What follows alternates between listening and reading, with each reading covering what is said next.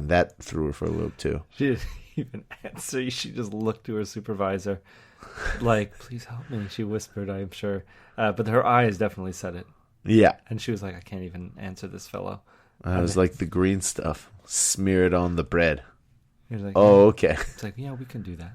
Go ahead. For my other burger, I went for and I got a barbecue and ranch. Just I don't know, be a little weird. 2 different flavors. Yeah. For my veggie burger, I went a bit of a different direction. I got more fresh vegetables. I got cucumbers instead of pickles, lettuce, tomato, onion still. And I also put the olives on.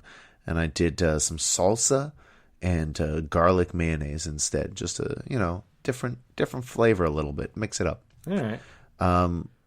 I was able to sit down. Matthew, you I think, was this their first time with a touchscreen soda dispenser? Yeah, I think I've toyed with one in the past. Okay. This is my first true encounter with one. Impressive. Was it? I mean, you got a cherry Pepsi. That's usually not available to you. Yeah. They added just a little bit of cherry. And you got to see that cherry, that red stuff go in. That sweet red stuff. And, the allure of it faded quickly. Yeah? Yeah, at a certain point, it was just a drink machine. Now I'm going to expect that out of all my drink machines. I suppose this one was actually a little neater than a lot of the other ones I've seen. Because usually it's one big console with a screen on it. And these were like 2 little iPads that just squirt out juice. Yeah, with a huge ice machine right in the middle. Yeah. But I think, because you talked about it probably like 55 episodes ago. Something like that. And I was captivated by it, and finally I've gotten to try it. Yeah, in the intervening year, technology has caught up, and you've seen it, and you're not impressed anymore. No. I know we saw it when we did our snack burger episode. Yes, I saw that's it, right. But we weren't getting snack drinks, so I couldn't touch it. I think I got to see someone use it. Okay, fair enough. So we got to sit down, and I was able to eat all of my onion rings. I got onion rings, and pretty much finish my burger before I finally got my milkshake. We were for a while just waiting after we'd gotten our burgers and sides, and they looked at us like, what do you want?" And I was like, "Well, I'm waiting for a milkshake, and he hasn't gotten his cup for his drink." Yeah. I'm like, "Oh, okay. Well, we could do the cup." And I hope you can do the cup. Right? Should have been the first thing I got. Should have been the first thing. And the milkshake, they said, "Our machine is broken. They're fixing it. I'll bring you the milkshake." And so I'm like, okay, well, now I can't really sit anywhere I want. I want to sit somewhere in a clear sight line for her to find me to bring me that milkshake. A half hour after ordering it, I got that milkshake. I was done my burger. I was done my onion rings. And I was just sitting there. And I finally got my milkshake. And she said, "We're out of whipped cream." Wasn't apologetic about it. It was just like, "Here, I'm going to inform you of this." Yeah. Not sorry for the wait. Not sorry we're out of whipped cream. Yeah. Just here you go. Here it is. It is not what you expected. It may look half full. That's because there's no whipped cream on it. And I took a sip, and I was so disappointed. Yeah. It wasn't even a milkshake. It wasn't a milkshake. It was like a frosty flavor creation. Yeah. It was like a Black Forest cake flavored slush. Yeah. Basically. Sounds kind of gross. It was pretty gross. I took a sip, and I'm pretty sure I said it tastes like shit. You're in a bad mood already. I was, because my burger was awful. I'm sorry, I was bearing the lead there. The burger was no good. It wasn't a good burger. For a while I was waiting, thinking, "Oh, well, I'll get my milkshake. I'd like to have my milkshake with my burger." And they said, "You know what, forget, I'll just eat it." My burger was already cold. And, well, not cold, but not warm. Yeah. Room temperature, I guess one might say. Yeah. The patty wasn't good. The veggies were fine, sure. The bread, nothing special. The bacon tasted burnt. It was a very disappointing experience. Matthew, what did you think of your burger? It was similarly disappointing. Though I got all my food in one shot. The bacon did taste a little burnt. I didn't have very many veggies, so it was hard to gauge that, but they were fine. The burgers, though, the actual patties, just... You had 2 of them. Yeah, 2... It didn't make it any better. They just tasted like frozen M&M patties. Like, I could have done this. I don't come to a... Harvey's is supposed to make your hamburger a beautiful thing. That's what they claim. I felt like I had to do all the work. By telling them what to put on? Yeah, and it still was not a beautiful thing. No, honestly, at one point, when I was getting my second burger made, because I finished my burger and was so unhappy with it and still kind of hungry that I said, you know what? That first experience was so bad. Let me give them another shot. You did. And it did go a little better, but she was putting the tomatoes on the burger, and I see like an ugly tomato, and I'm watching her put it on. And so I got like a tomato and a half. No, it wasn't ugly. It wasn't rotten. It was like a half a tomato though. So I got a tomato and a half, and I feel like she was like, she was acting like she was putting one over on me, but I'm watching you do it. So I said, could you put another tomato? Because this thing does not, they're just like, I had a tomato and a small half tomato, not covering the surface of the patty. Could you, yeah, please? All right. It wasn't well, maybe we were unlucky and we got a new person who doesn't know how to put things on a burger, which isn't complicated. You just kind of put them over the whole surface to try to make even bites. I think that would be the easiest part. But no, she made a little stack in the middle of everything. Maybe she was hired to be real stingy, because I noticed too when she was putting my lettuce and onions on, I got like a sprinkling of lettuce and onions. Not covering the burger, just kept making a little mountain in the top. Yeah, you can ask for more. Honestly, there were so many little issues while I was waiting for my second burger. And the guy in front of me in line ordered a poutine and said, please don't put too much sauce on it. And so the girl went and scooped a big a ladle full of gravy, poured it onto the poutine, and he said, that's enough. That's fine. And then she scooped another big ladle of gravy and poured it onto the poutine. While staring him in the eyes. No, she had her back turned to him, but he was just like, disappointed. There was another girl who had a burger to go that once it was prepared and wrapped up, just handed to the girl in her hand, and she was kind of like confused. She didn't have a napkin or a bag and was just like, okay, I guess I'll turn around and leave now. Like crazy. Everything seemed so disorganized there. The milkshake machine was a whole issue. Obviously, that milkshake was no good. I took a sip, thought about it for a sec, took a second sip and said, I waited a half hour for this milkshake. Can I even go and return it? Because it tastes awful. Can I say, hey, can I get another milkshake or even just a regular drink at this point? I've already paid the extra for this milkshake, though. I think I'm just going to drink it. And that's when I was like, oh, wait, I'm lucky. I can pull it out of my pocket one of these Bacardi Breezers. No, I was much happier to drink this pineapple alcoholic drink than that awful, awful joke of a milkshake. I think you actually pulled that breezer out earlier on when you were thirsty, still waiting for that milkshake.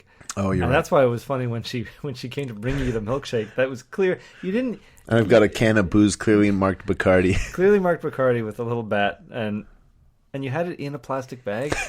Like, you didn't even remove it from the plastic bag because you thought that bag would hide it somehow, but you left it right on the table. And she saw it, and she was like, well, I made him wait half an hour. Yeah. I'm not going to say anything. Right? But then I think that just encouraged you. It was like, well, if the girl at Harvey's didn't say anything, I'm going to go to the pet store, I'm going to buy shoes, and it's like, they're going to stop me. Yeah, you were like, oh, you can't go shoe shopping while drinking the breezer. I was like, you spend money anywhere, they'll let you drink whatever you want. It was fascinating to me, except you did not find any shoes that caught your eye. No, honestly, I walked in, had a quick cursory glance, and said, none of this catches my eye. No. Let's leave. But we did go to the fish store, looking at animals. Yeah. And you brought up, at one point, I had guppies. You said I have a history with fish. Yeah. I had... I remember Sobe was like some sort of weird energy drink, a very fruity energy drink back in around the 2000s. Yeah. All the caps had different sayings in them, like Snapple did. But I decorated this bottle of Sobe with like nice colorful rocks at the bottom and an old plant and stuff. And I had guppies that lived in a bottle of Sobe at my desk at work. Little did I know, a couple days later when those guppies died, was that they needed to be in a heated tank. You'd think they'd tell you that sort of thing when you buy guppies. I guess they just thought, oh, he's buying guppies with confidence. He knows what to do. But no, I put them in a glass bottle and they died. And my manager was not happy with me. They're like, this is depressing. Why are you torturing these fish like this? I said, I didn't know they had to be in a heated tank. Why would I do this if I knew? Look how nice it looked. It was pretty. Well, it was good. Did you have a lid on it too? No, I took the lid off so air could circulate. Yeah, there you go. So you kind of knew what you were doing. Well, I knew one thing. Two things. Needed water. Needed to not be covered. Yeah. Well. It was nice being in a pet store with you again. I remember we used to spend time in the pet store together when we were in the high school yearbook, waiting That's true. for photos to be developed. That's 1 right. hour photo was 1 hour we could spend in a pet store. Staring at a single chameleon barely move, Oh yeah. hoping he'd change color or something. You know, it'd start off like a joke, like, okay, we'll watch this thing for 10 minutes. And then it was like, well, we've already invested 10 minutes. So stay here for another 50. Yeah. It's going to do something. The moment we leave is the moment it's going to do a backflip and become invisible. That's right. But it didn't. It never did. It just raised its arm like it was reaching for something, really thought about it hard, put the arm back down. But it helps kill the time. It certainly does. Because, its eyes are looking in different directions the whole time. Oh, yeah. You don't know what it's looking at. And then it reaches its arm up and puts its arm back down. Oh, that's a day. That's it. Oh, what a day. All in a day's work for this chameleon. Yeah, yeah. Oh. So, Matthew, on the way to meeting up with you, I was riding one of those new Metros, playing on my Nintendo, playing the Zelda game. And I was in this challenging area that I have no weapons and I need to beat this giant monster. And I honestly don't know how to go about it because I have no weapons. I don't know what I'm supposed to do. And you brought up the Nintendo, was it the Nintendo tip line? Yeah, I thought it was the Nintendo call center, the helpline. Just the place kids would call to get answers for all the hard bosses. Back in the 80s, 90s, and I think early 2000s, there was a phone helpline that you could call a 1-800 number and say, I'm stuck here. What do I do? And there was some helpful representative from Nintendo who'd, give you tips and tricks. Yeah, it's on the back of the Nintendo Power magazines. There you go. Now, Matthew, you were saying to me, this doesn't exist anymore because YouTube videos and what have you, if you really need to figure out something, you could look up online and get the answer pretty quickly. I've been trying to not look up anything online for this game, and you're saying I should call these people. These people don't exist anymore. But you're saying how it seemed like it would be a good job. It would be a great job back in the day and even today. I'm thinking that they could have at least kept one person on payroll. Okay, Answer the phone. but what's this one person doing? Like every now and again someone calls and they're like, hi, how do I move this big rock in Zelda? And they're like, oh, well, which rock? Well, first you tell them, go online. Yeah. And they're like, I don't have the internet. Well, But why would this be such a good job, Matthew? because you get to play games and help children solve puzzles. I guess that's nice. You know how excited a kid would get when he finally beats the boss. Like you'd imagine he would have tried for a few hours before you. That's picks up the probably phone true. And speaks to a stranger. Like that's scary enough. You call and then you get to help him through it. You'd be very pleasant. You'd be like, hey, what you're gonna want to do is you see that bush, you see that rock. You're gonna go behind it. You're gonna duck down. You're gonna get a little flute. And that flute's gonna, and you just tell him, and you're gonna wow him. He's gonna be on the other end. You're gonna be making miracles happen. I can see how that would be kind of rewarding too. Yeah, I can get going behind home that. at the end of that day. You'd feel like a brain surgeon that's just saved tons of lives. Or you feel like someone who helped someone figure out a video game with it ultimately is not accomplishing anything. It's accomplishing self-esteem in that child. I guess. Well, except not, because they didn't figure it out themselves. They had to call you. Yeah, but it's better than going online. Online, they're just telling you what to do. I feel like if you're on the other end of the phone, you can help them help themselves. And it's like, okay, now think about this logically. What you've already done this, you've done this. What is the next step? What do you think? And then you help them through it. Okay. Well, as the kid calling though, wouldn't you be like, I did that. Tell me how to do it.